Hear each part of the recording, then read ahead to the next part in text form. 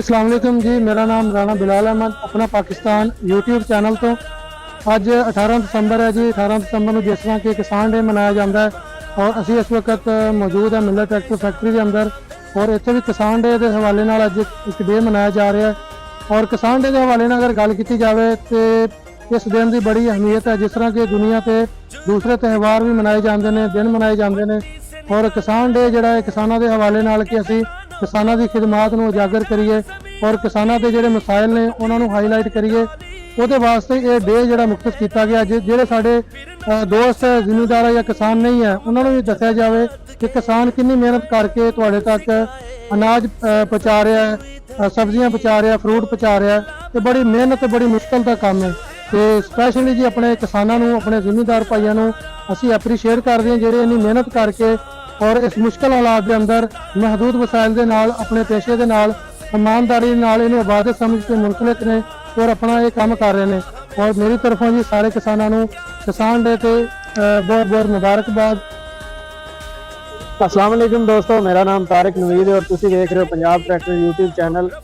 और अज की वीडियो जी स्पैशल किसान डे के हवाले नाल बनाई जा रही है। 18 दिसंबर को पाकिस्तान के किसान डे मनाया जाता है और अज तो पहला जी पाकिस्तान के मुख्तलिफ त्यौहार मनाए जाते हैं, लेकिन किसान डे पहली बारी 2019 मनाया गया। इस दिन मनाने का मकसद साढ़े किसानों की जी लामहदूद कोशिश उन्होंने अपना उजागर करना और साढ़े जोड़े किसान ने उन्होंने मसाइल को उजागर करना ताकि वो मुतलका अहकाम तक पहुँच सकन और उन्होंने हल तलाश किया जाए। बाकी जी साढ़े किसानों की जिंदगी आसान नहीं, साढ़े किसान भी मुश्किल हालात भी साढ़े मुल्क को खुराक मुहैया करते हैं और उस तो इलावा साढ़े मुल्क की मुआशत साढ़े किसानों का बहुत बड़ा किरदार होता है। तो इस वास्ते हुण हुकूमती सतह पर भी किसान डे मनाया जाता है, जैसा कि अज 18 दिसंबर को पाकिस्तान में किसान डे मनाया जा रहा है। और मैं अपने सारे पाकिस्तान के किसानों को खराज तस्लीम पेश करदा। और बाकी जी अज मिलर ट्रैक्टर के भी स्पैशल एक इवेंट रखा गया किसान डे के हवाले नाल, जिंदे अपना किसानों की काविश को सराया जा रहा है। अस्सलाम वालेकुम जी दोस्तों अज इतने ना मिलर के मतलब इनवाइट किया गया किसान डे के हवाले असी इतने आए हैं आके वेख्या अज किसान डे ते किसानों का दिन है साढ़े पाकिस्तान के। किसानों के बारे गल की जाए एक हार्ड वर्क दिन रात जाग के मेहनत करने वाली कौम है, जिन्हें ये नहीं पता होता कि मेरी नींदर कदे लगे। लोग मच्छरदानियां के अगे पीछे सौंदे ने, ना है शराब का खतरा, ना सप का, ना गालना का।